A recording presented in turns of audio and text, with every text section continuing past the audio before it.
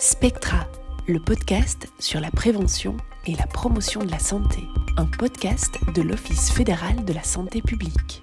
Dire au revoir, comment dire au revoir, chacun a sa manière de le faire. À la fin de vie, il y a des questions éthiques qui se posent et pour que les professionnels de la santé ne soient pas laissés tout seuls, on essaye de leur donner une sorte de guide pour les aider à faire face à ces questions compliquées. Des proches qui disent aux patients, mais pour nous c'est important de savoir ce que tu veux parce que nous on veut faire ce que tu veux. Si à un moment c'est à nous de décider, donc c'est très libérateur. Plus vous en parlez autour de vous, plus les gens savent, mieux vous avez des chances que en fait, le jour où ça arrive, on sache ce que vous vouliez.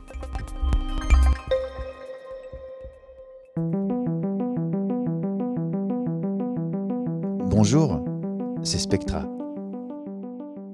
Penser à sa fin de vie et la prévoir n'est pas un réflexe évident. Il faut souvent pour cela être soi-même atteint d'une maladie ou confronté à la mort pour y penser. Comment anticiper ? Le projet de soins anticipés est le processus dans lequel les patients et patientes et le cas échéant leurs proches discutent avec les équipes soignantes des objectifs de soins. Chaque personne doit avoir la possibilité de déterminer comment elle souhaite être traitée et prise en charge médicalement en cas d'incapacité de discernement futur et qui, dans ses proches, est apte à la représenter. Pour ce nouvel épisode de Spectra consacré au projet de soins anticipés, nous sommes allés à la rencontre de nombreuses professionnelles. Au centre, un groupe de travail national co-dirigé par l'OFSP et l'ASSM et qui a pour objectif d'établir le projet de soins anticipés en Suisse et de le faire entrer dans les mœurs. À l'Office fédéral de la santé publique, c'est la responsable du dossier soins palliatifs qui est la personne de référence pour le projet de soins anticipés, Florina Neff. Oui, dans son rapport « Améliorer la prise en charge et le traitement des personnes en fin de vie », le Conseil fédéral estime que la fin de vie et la mort doivent impérativement être reconnues comme des composantes de la vie et du système de santé. Une roadmap à l'usage des professionnels a été publiée en mars. Elle contient 12 points qu'on peut répartir en 4 thèmes principaux. La sensibilisation de la population, les informations de base sur le projet, le rôle des personnels de la santé et du conseil, et l'amélioration de la qualité des modèles et des processus. L'accent est mis ici sur la recommandation numéro 6 du Roadmap PROSA. C'est préparer des questions clés pour le projet de soins anticipés. Pour mieux appréhender ces questions, nous nous sommes d'abord rendus à Genève, un canton qui a inscrit très tôt dans la loi cantonale les directives anticipées. Direction les hôpitaux universitaires de Genève.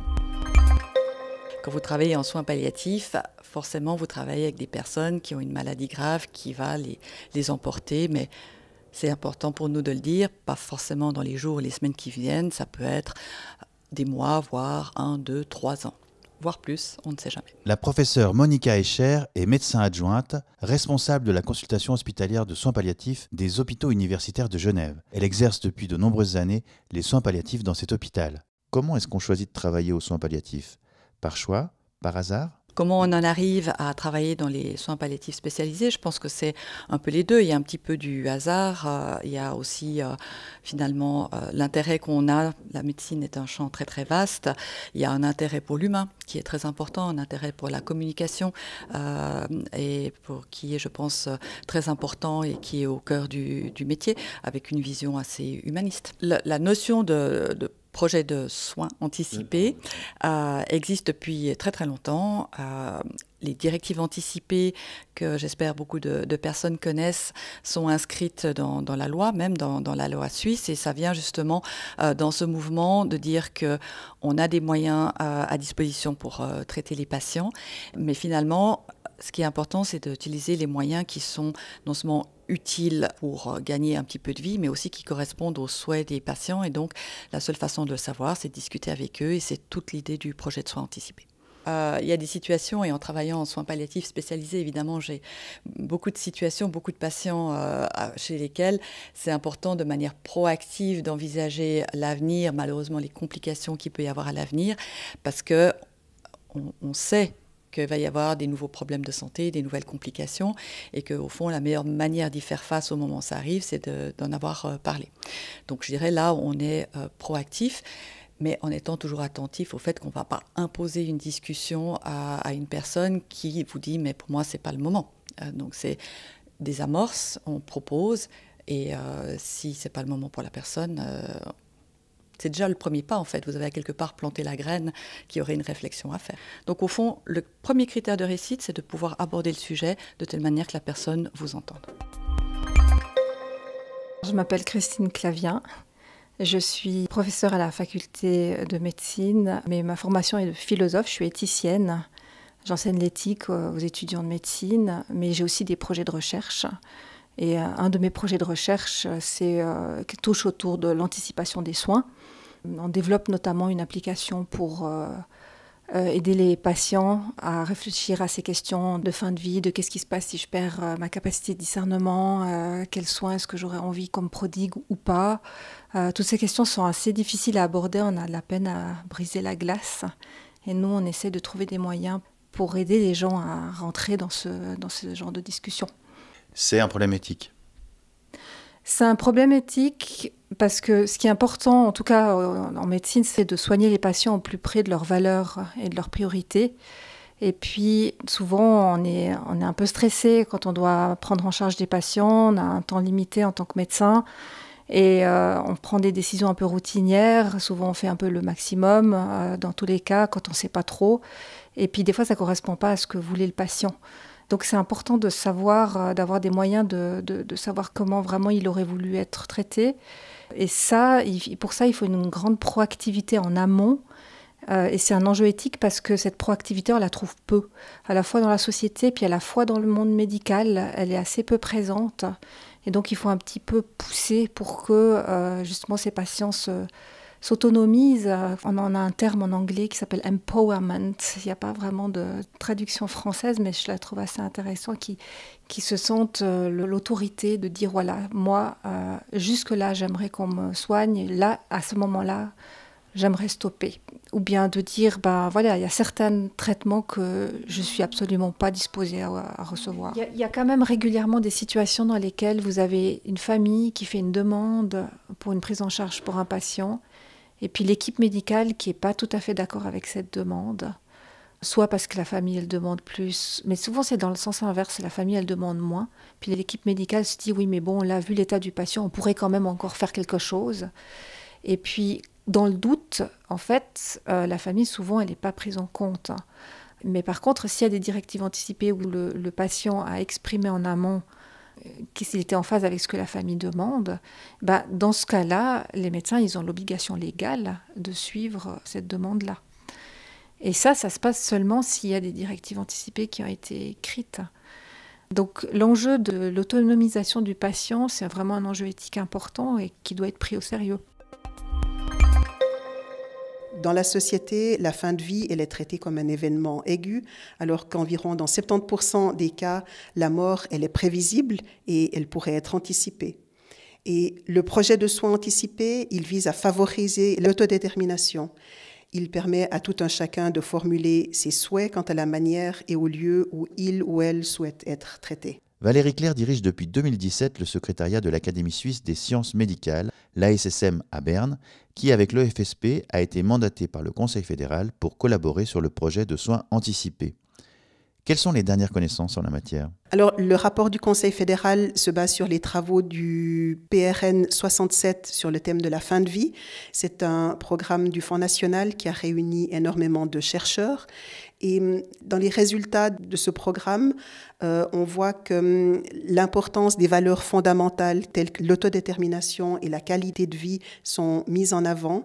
Et c'est vrai que ce n'est pas toujours des choses auxquelles on pense à la fin de vie, parce que parfois il y a la tendance à se dire on veut que la médecine mette en branle tous les moyens possibles pour sauver cette personne, pour prolonger sa vie.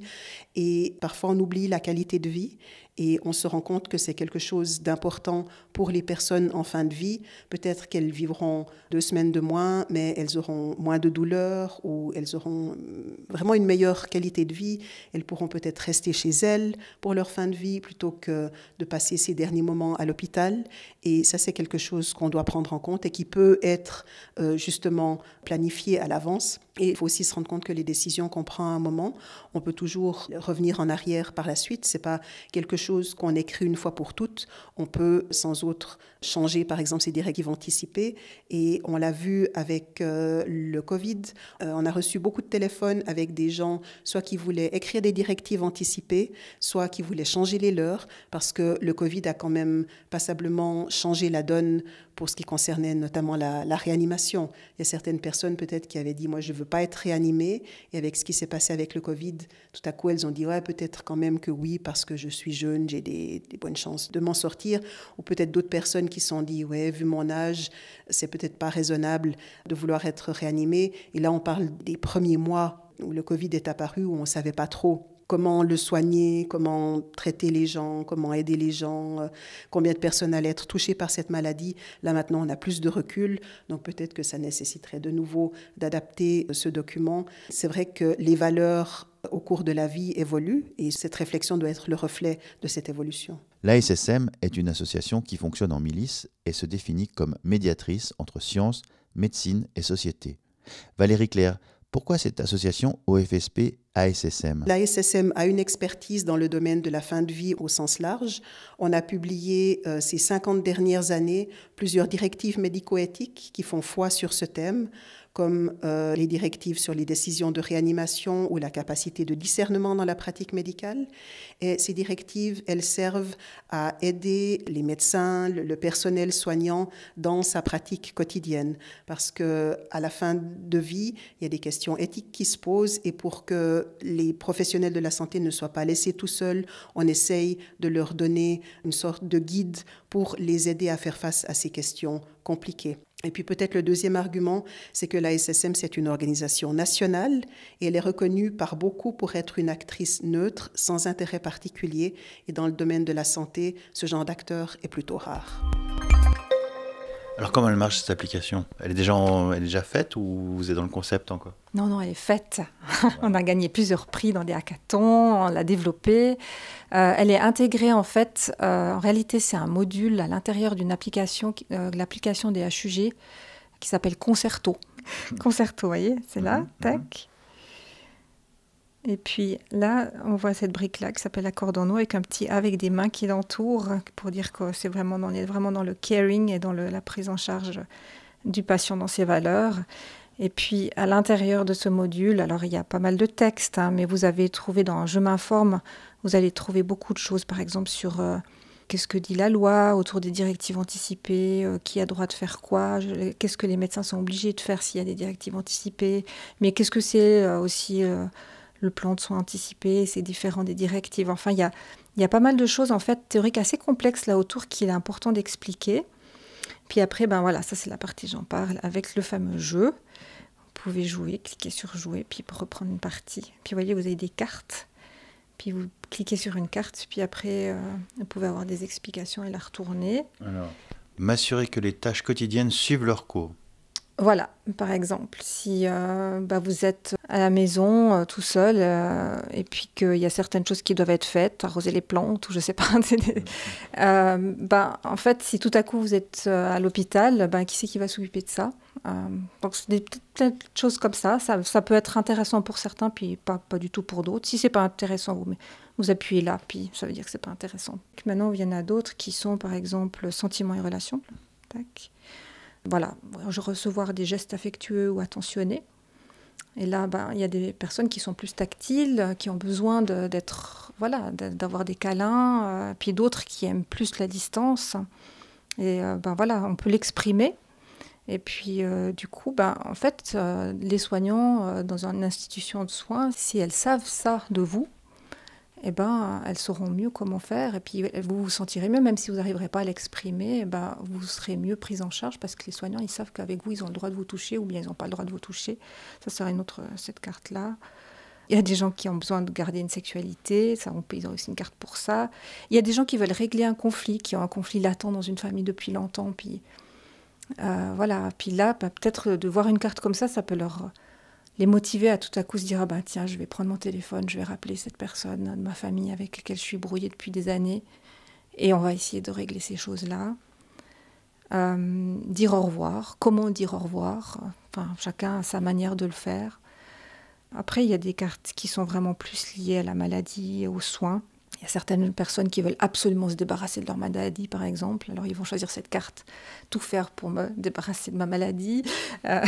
Mais après, du coup, dans la phase suivante du jeu, on va leur dire, OK, vous voulez tout faire, mais du coup, comment?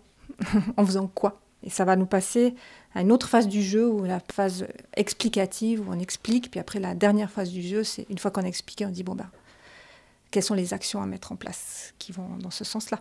L'objectif, c'est d'augmenter, et puis surtout, à travers ces enseignements, ces outils digitaux, etc., c'est de changer toute la culture hospitalière ou médicale dans une direction de plus grande communication autour de qu'est-ce qu'on fait le jour où vous êtes incapable de discernement, qu'est-ce qu'on fait avec vous, qu'est-ce que vous auriez envie qu'on fasse avec vous. Et ça, c'est un changement d'état d'esprit qui doit être imprimé, parce que du coup, on met la voix du patient en avant. C'est pas le médecin qui sait comment le patient doit être soigné, c'est le patient qui dit « moi j'aimerais ceci, cela », et le médecin regarde « ah ben oui, vu ces priorités-là, qu'est-ce que je peux faire comme prise en charge médicale qui peut aller au plus proche de cette priorité-là ». Il y a 3 partenaires, il y a le patient, il y a les proches, et puis il y a les soignants, les médecins. Et en fait, l'idée est de mettre ensemble les visions de chacun pour le bien du patient. Et les familles, bien vous avez... C'est la vie, vous avez toutes sortes de familles. Vous avez les familles où il y a une parole très très libre et en fait, ils vous disent eux-mêmes, que ce soit les patients ou les familles, on en a parlé, on en parle beaucoup entre nous. Il y a des situations où en fait les familles sont contentes qu'on aborde le sujet parce qu'elles vous disent, nous on le sait, on y a réfléchi depuis longtemps, mais on n'ose pas en parler à notre proche malade et vice-versa. Et puis bien sûr, il y a les situations où les familles peuvent vous dire, non mais c'est trop dur ce que vous nous dites là. Mais de nouveau, c'est de l'entendre et de dire, je comprends bien que ce soit difficile. Maintenant, pour nous, c'est aussi important de vous en parler, que vous soyez au moins informés, parce qu'à un moment ou un autre, il y aura des décisions à prendre et de nouveau, mieux vaut anticiper. Alors, il y a une image qui me vient, qui vient pas de moi, mais c'était un article qui a été publié dans un très bon journal de médecine par rapport à comment, en fait, présenter les soins palliatifs, et on est aussi dans l'anticipation. Et l'image, c'est de dire qu'il vaut mieux prendre un parapluie avec soi. S'il pleut pas, c'est pas bien grave, et s'il pleut, au moins on a ce qu'il faut avec soi, et que c'est pas parce qu'on prend le parapluie qu'il va pleuvoir. Donc c'est un petit peu ça, c'est que c'est pas parce qu'on parle du fait qu'il peut y avoir un problème de santé que ça va forcément arriver, ou en tout cas pas maintenant, et que on le fait vraiment dans l'idée de prendre en charge les patients le mieux possible. Mais comment parler de la pluie quand il fait très beau? Alors, quand il fait très beau, en général, les gens ne sont pas à l'hôpital. Ça, c'est une première chose. Donc, c'est commencer par dire, il y a une averse. Là, l'averse a passé, on est content. Mais comme on connaît votre situation de santé, on peut imaginer qu'il y aura une autre averse. L'objectif, en fait, est extrêmement important. Donc, c'est de ne pas craindre d'aborder des sujets difficiles, parce qu'on le fait toujours dans l'idée d'être au plus près des besoins du patient, que de nouveau, ce n'est pas parce qu'on en parle que ça va arriver, et que finalement, plus on prend l'habitude d'en discuter, et plus on voit aussi que les gens apprécient, et plus ça devient facile. Donc c'est tout le bénéfice de ces discussions, pas seulement pour le patient, de nouveau aussi pour les proches. C'est très soulageant pour les proches d'avoir pu discuter avec le patient, d'avoir pu mettre clairement en place leurs souhaits.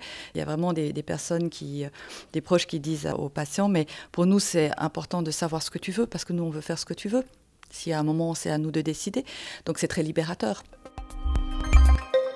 On aimerait que ce projet atteigne les deux publics, aussi bien la population, les citoyens, les citoyennes, que les professionnels de la santé, parce que c'est ensemble que ces décisions concernant la fin de vie doivent se prendre. La feuille de route du PROSA, le projet de soins anticipés, est donc sortie en mars et elle a pour but de donner un cadre, la direction et des recommandations d'après pas moins de 170 prises de position préalables de différents acteurs du secteur.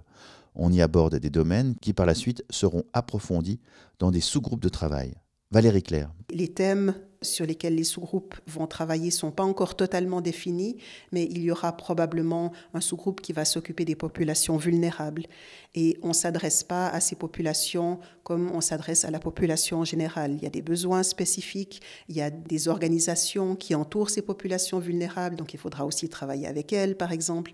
La question des enfants, c'est aussi un sujet délicat, parce que la question du consentement se pose, et les enfants, ils ne réagissent pas la même chose on ne peut pas évaluer leur consentement de la même manière s'ils ont 3 ans ou 14 ans. Donc là, il faudra aussi cibler ce qu'on veut pour eux et adapter la communication en conséquence.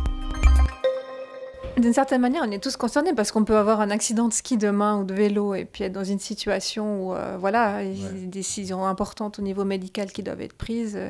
Est-ce qu'on sauve, mais au prix d'une tétraplégie ou pas, etc. Donc ça concerne aussi les jeunes. Il faut qu'ils en prennent conscience. Donc c'est toujours intéressant, même pour les jeunes, d'écrire des directives anticipées ou de se poser ce genre de questions. Ça, c'est sûr. Sauf que, c'est plus difficile à les motiver. Et les sensibiliser aussi. Et à les sensibiliser. Mais nous, par exemple, dans l'application Accordons-nous, on a un modèle de directive anticipée où on peut filtrer des questions en fonction de notre situation de vie.